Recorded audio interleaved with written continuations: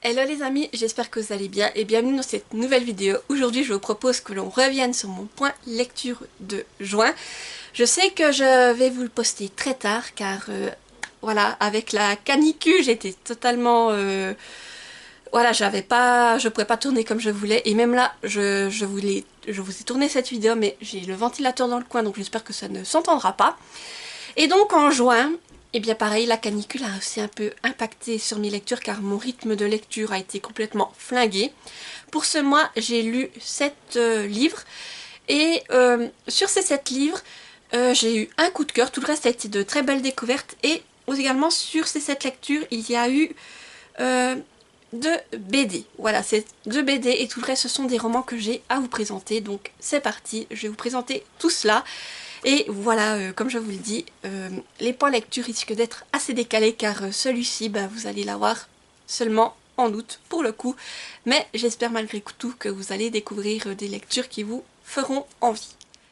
Ma première lecture du mois de juin, ça a donc été une BD avec Le voyage de Misha, Entre deux mondes perdus, d'Askel Aden, aux éditions Delcourt dans la collection Waywiz. Je vous mets la couverture ici car je l'ai lu en numérique et je remercie encore la maison d'édition ainsi que NetGalley pour l'envoi de ce service presse.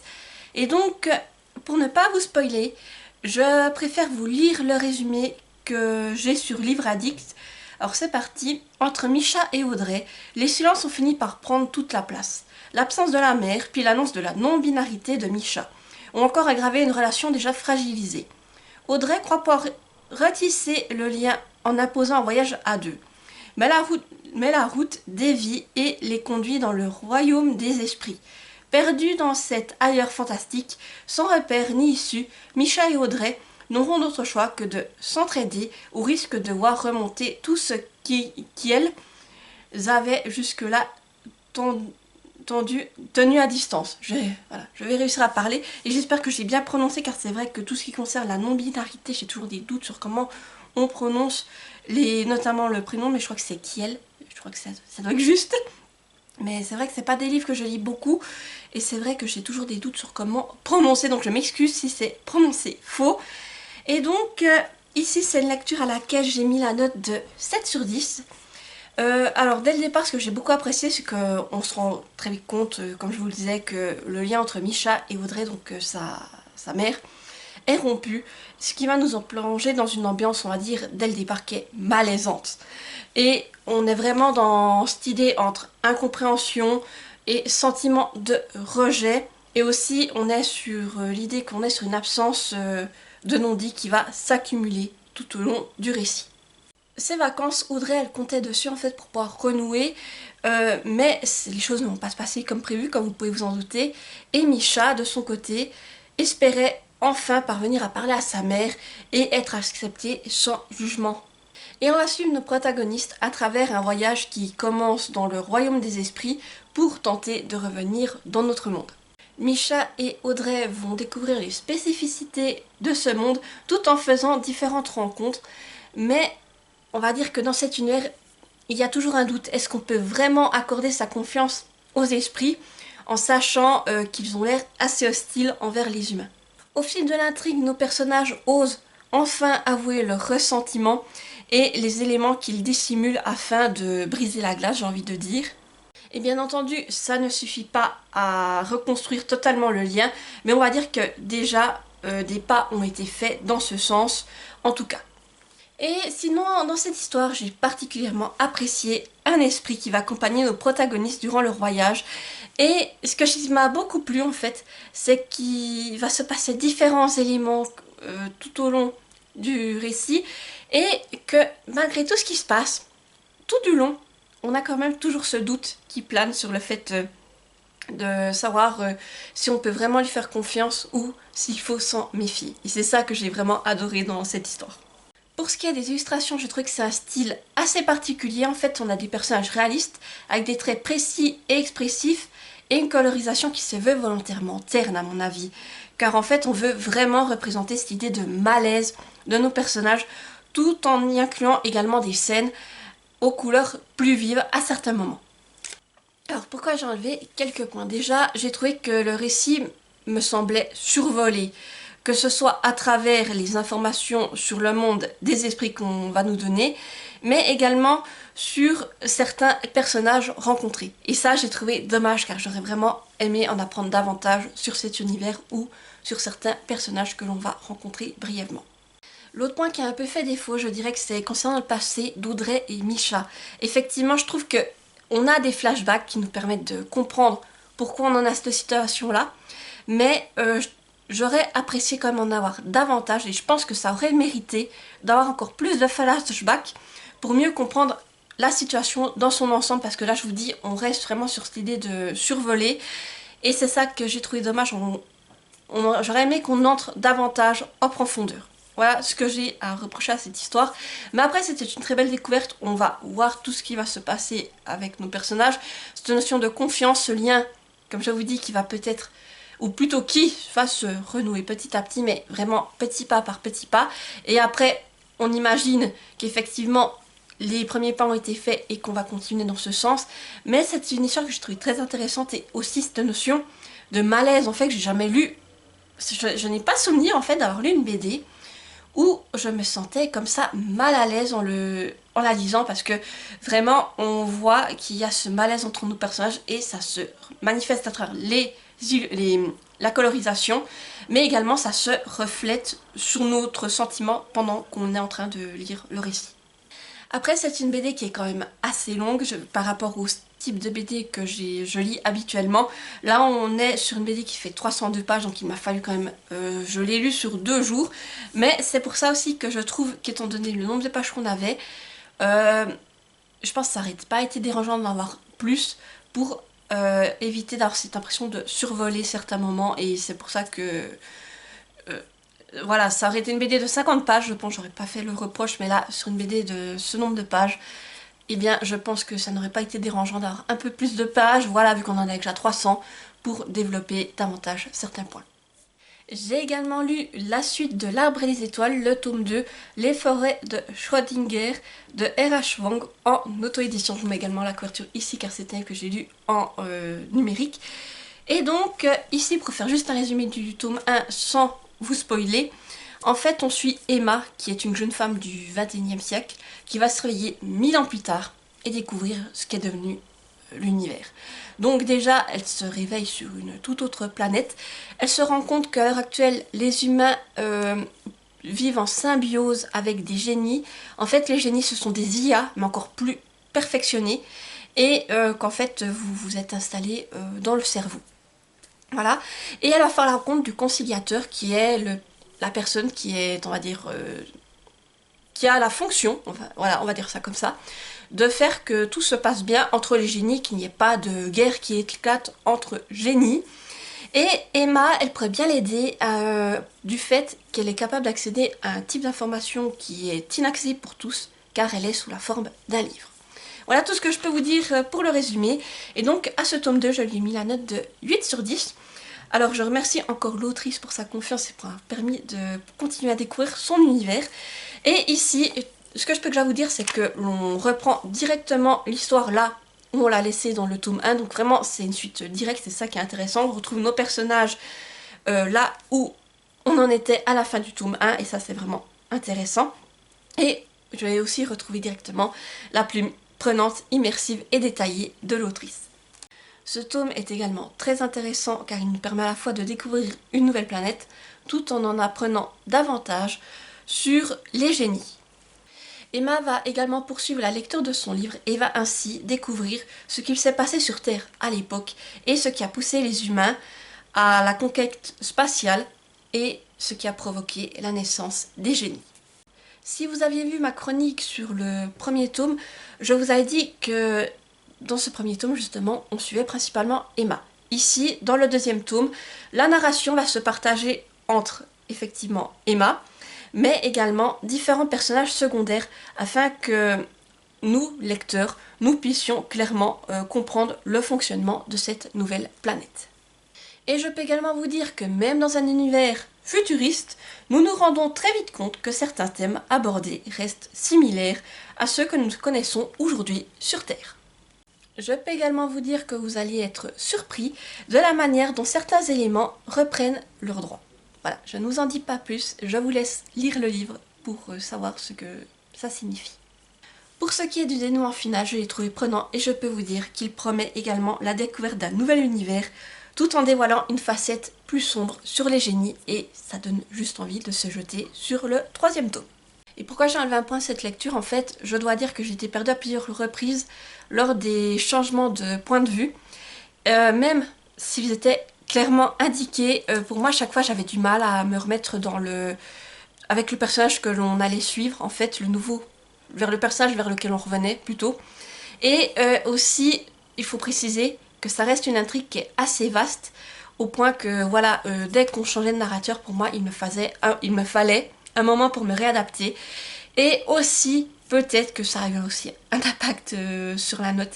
Le fait que j'ai lu ce livre au début de la canicule, et je dois dire que le chaud ne m'a pas aidé au niveau concentration, et c'est peut-être aussi ça qui a accentué encore cette impression où j'avais beaucoup de mal déjà avec les changements de narrateur.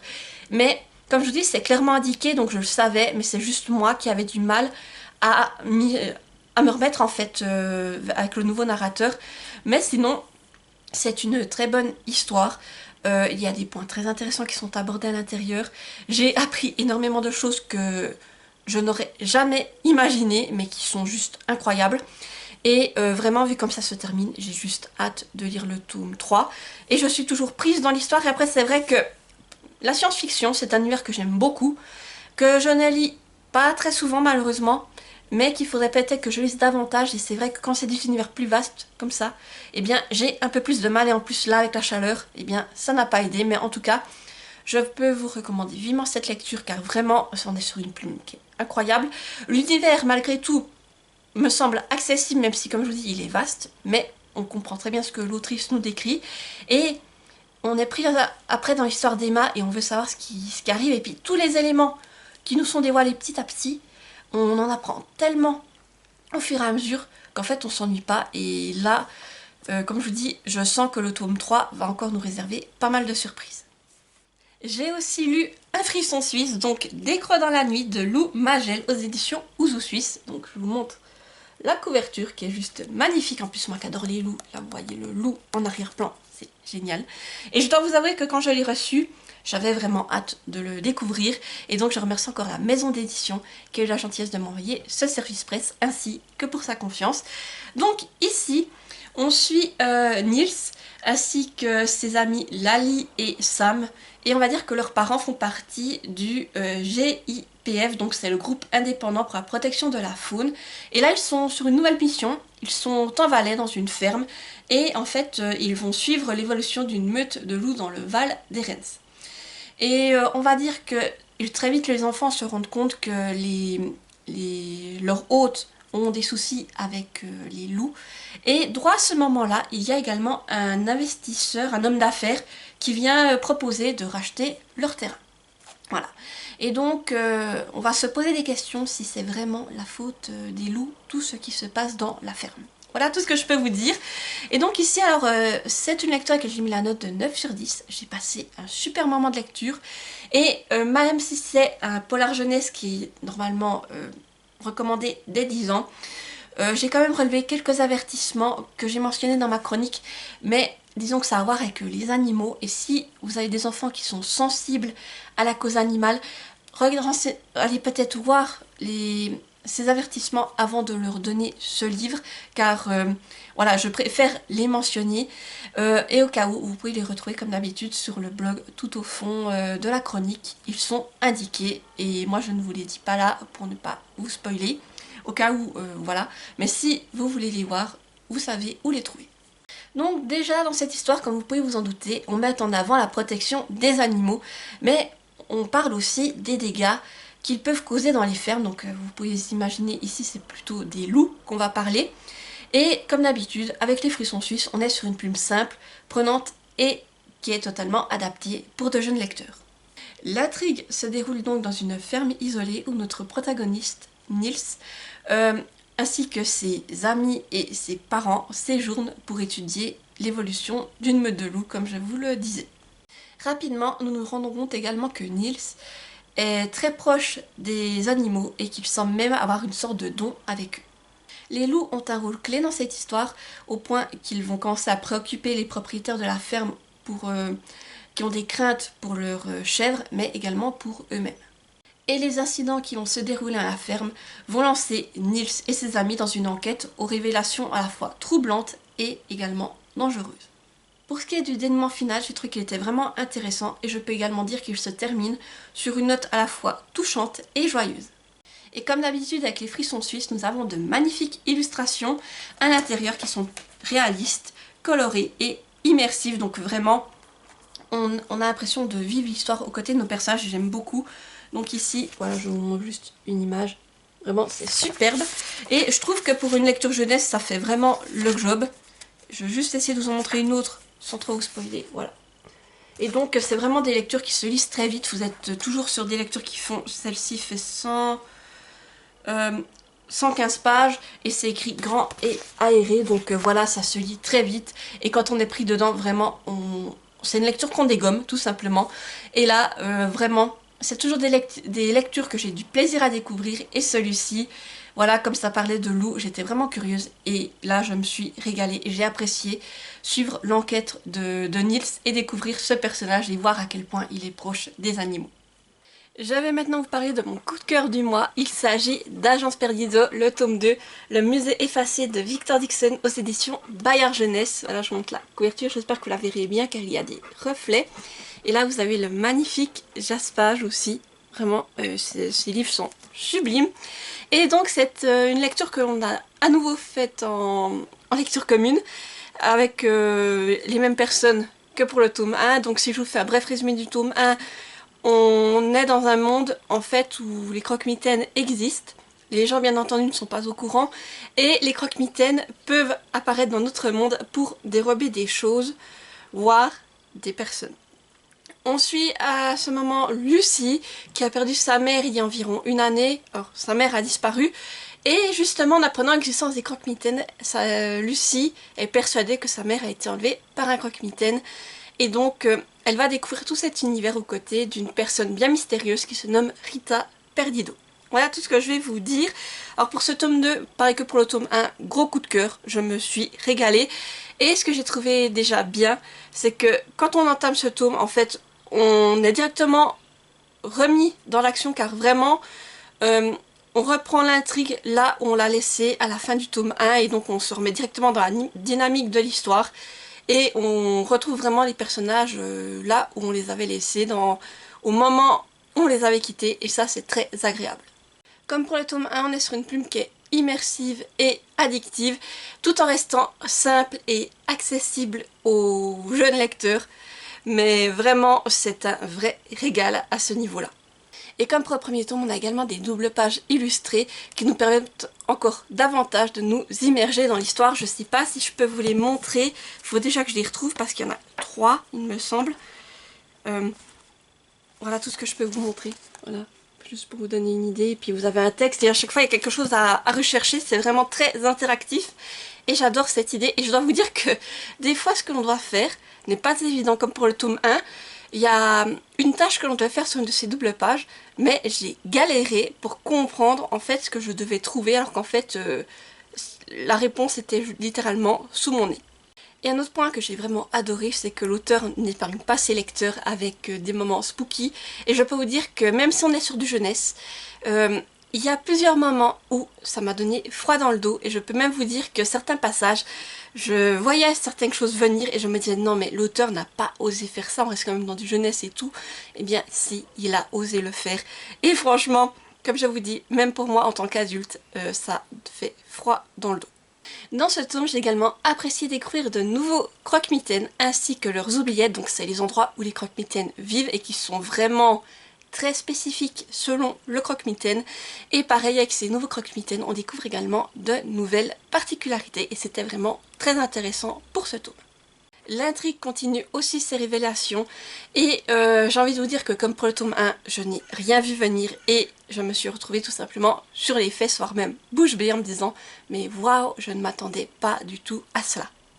Concernant notre protagoniste Lucie, donc le personnage principal, on va dire que cette fois elle se concentre sur sa formation mais aussi sur sa mission, donc retrouver sa mère. Et elle va également se rendre compte qu'il va lui falloir mettre rapidement son apprentissage en pratique si elle veut survivre et parvenir également à ses fins. Pour ce qui est du dénouement final, j'ai envie de vous dire, il est tout simplement palpitant. Et j'ai envie de vous dire que, étant donné comme ça se termine, il y a encore bien des choses qui se profilent par la suite. Et j'ai tout simplement hâte de découvrir le tome 3 qui est prévu pour cet automne. Mais maintenant, il va falloir patienter et j'ai envie de vous dire que ça va être dur. Car si je m'écoutais, j'aurais envie d'enchaîner directement avec le tome 3 et de savoir ce qui va arriver à nos personnages. Et surtout aussi, il y a certains éléments qui se déroulent à la fin. On a envie de savoir tout ce que cela va nous réserver. Mais bon, pour moi, c'est un gros coup de cœur. Je l'ai lu, comme je vous dis, en lecture commune. On a passé tous un agréable moment, une très belle découverte. Et on a hâte de lire la suite. En tout cas, c'est une lecture qui fait... Ah oui, à la fin, j'ai oublié de vous dire...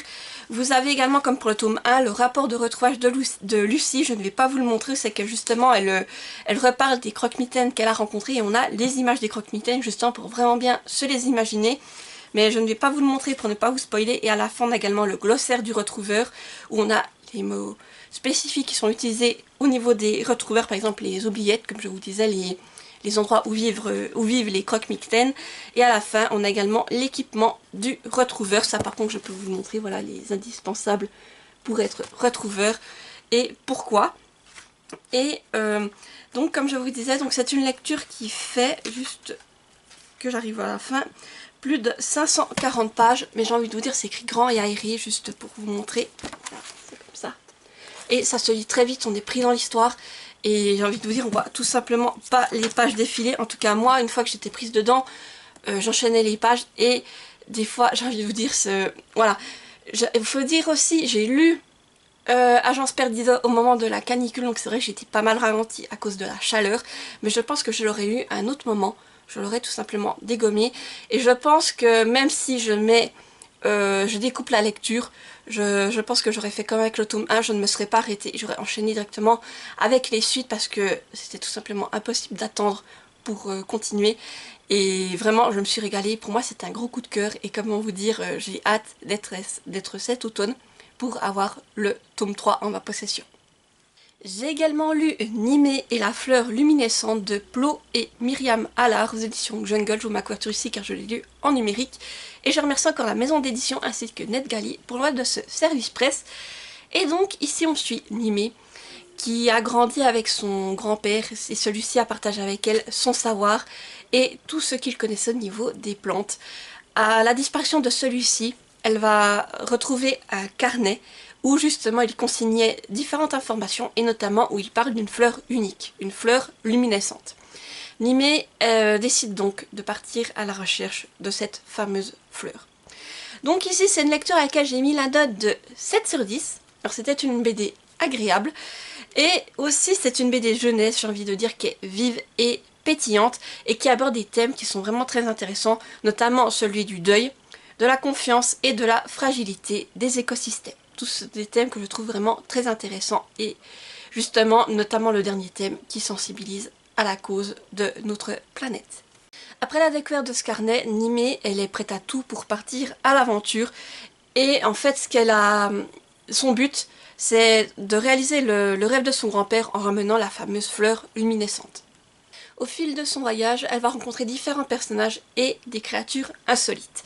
Et comment vous dire, j'ai beaucoup aimé ces animaux qui sont à la fois drôles et singuliers et dont le rôle se révèle crucial, j'ai envie de dire, pour l'île où va se retrouver Nimé et ces petites créatures au cas où, je crois qu'elles sont... Il y en a une qui est représentée sur la couverture, mais vraiment, comment vous dire, j'ai tout simplement adoré ces bestioles. On a un élément final que j'ai trouvé vraiment très touchant et Nimé comprend également qu'il n'est pas nécessaire de posséder quelque chose pour en observer la beauté. J'ai beaucoup aimé les illustrations de cette BD, je trouvais qu'elles étaient vraiment agréables avec des traits arrondis et des visages très expressifs, ce qui apporte à la fois du dynamisme tout en rappelant le côté jeunesse de la BD et tout cela est accompagné par des couleurs vives et chaleureuses, donc vraiment un côté très peps et vraiment c'est ce qui j'ai beaucoup apprécié aussi ces colorisations très vives. Et au cas où, je vous mettrai des planches ici pour vous les montrer. J'ai enlevé quelques points à cet ouvrage car malheureusement j'ai trouvé que certaines facilités sont prises au début du périple et disons que de mon point de vue adulte, ce n'est tout simplement pas crédible. Et c'est pour ça que pour moi, voilà, peut-être plus jeune ça serait passé, mais là je me suis dit non c'est pas possible, on aurait peut-être pu trouver un autre moyen, mais là pour moi je me suis dit non c'est pas possible, tout simplement. Et j'ai envie de vous dire que même si j'ai beaucoup aimé l'histoire, que j'ai trouvé agréable, que j'ai beaucoup aimé certaines créatures et tout ce que je vous ai dit, je ne suis quand même pas parvenue à être embarquée dedans, et comme pour certaines BD que je lis, et donc c'est aussi pour ça que j'ai retiré un petit point. Après j'ai envie de vous dire, d'après ce que j'ai compris, Nimé et la fleur luminescente, ce sera une BD one shot, donc ça c'est très agréable car en un seul tome, ou plutôt en un seul ouvrage, vous avez toute l'histoire et vraiment on a le début et la fin des aventures de Nimé. Et Nimé c'est une petite fille qui est vraiment débrouillarde et qui a un caractère bien trempé, j'ai envie de dire, mais c'était agréable de la suivre. Et je pense que c'est une très bonne BD jeunesse avec des illustrations agréables et c'est l'idéal pour passer un bon moment tout en abordant, comme je vous disais, des thèmes qui peuvent être à la fois compliqués comme le deuil, la perte d'un être cher, mais également aussi pour sensibiliser à justement à ce qui est en train d'arriver à notre planète et aux différents écosystèmes. Donc voilà, une très belle découverte, et si un jour vous avez la chance de la trouver, je pense qu'elle vaut le coup d'être lue au moins une fois et je pense que vous avez passé un agréable moment, autant si vous avez des enfants, mais vous également en tant qu'adulte, c'est une lecture agréable et ça se lit très vite, franchement ça se lit d'une traite tout simplement. J'ai également lu La Tour des Dragons, le protecteur, donc c'est le tome 7 de Florian André en auto-édition. Je mets la couverture ici car c'est une lecture que j'ai faite en format numérique. Et je remercie encore l'auteur pour sa confiance et pour l'envoi de ce service presse. Et donc pour faire juste un résumé du premier tome, en fait, on va dire qu'un portail s'est ouvert entre notre monde et le monde d'Elysium. Elysium, c'est un monde qui ressemble à ce qu'était le nôtre au Moyen-Âge, sauf qu'en plus du nôtre, eh bien, il y a la magie. Et donc, comme le portail s'est ouvert en France, la France décide de former des espions, et Robert est le premier espion à partir à Elysium, et justement, il va partir à la Tour des Dragons pour apprendre la magie tout en recueillant des informations pour la France. Voilà tout ce que je peux vous dire. Et donc là, bien entendu, nous sommes au tome 7, l'intrigue a pas mal avancé, Robert a fait pas mal de chemin, a fini ses études de magie, et du coup, j'ai mis la note de 8 sur 10 à cette suite, et je vais brièvement survoler, en fait, vous donner un avis général de ce que j'ai pensé de ce tome. Donc tout d'abord, j'ai trouvé que le récit, comme toujours, est très riche et prenant avec des rebondissements. Donc là, comme d'habitude, ce sont des lectures très courtes et les événements s'enchaînent, on n'a pas le temps de s'ennuyer. Et ce tome a aussi la particularité d'ouvrir un nouveau cycle. En fait, là, on ouvre le cycle du protecteur, où cette fois, Robert va endosser un nouveau rôle. Et grâce à son astuce et ses alliances, il va parvenir à faire évoluer pas mal de choses à Elysium. Sur le plan personnel, on peut aussi dire que la vie de notre protagoniste prend un nouveau tournant et il semble même ne pas être au bout de ses surprises.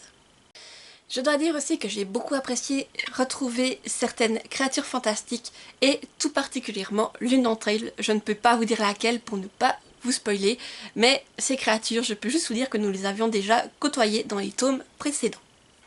Pour ce qui est du dénouement final, il s'achève comme d'habitude sur un nouveau rebondissement et ça nous donne tout simplement envie de nous jeter sur la suite pour savoir ce qu'il va arriver à Robert ainsi qu'aux autres personnages qu'il côtoie. Comme je vous l'ai dit, ce sont des lectures très courtes, en général elles font moins de 100 pages et le seul élément que je reproche, je dirais, à chaque tome en fait, c'est que comme ce sont des intrigues courtes, les événements s'enchaînent rapidement, voire même très vite. Et comme vous le savez, moi je suis quelqu'un qui aime bien avoir pas mal de choses à se mettre sous la dent, notamment dans les moments clés. Et ça, disons que c'est ce qu'il me manque au niveau de cette lecture, mais à chaque fois quand même, je passe un très bon moment.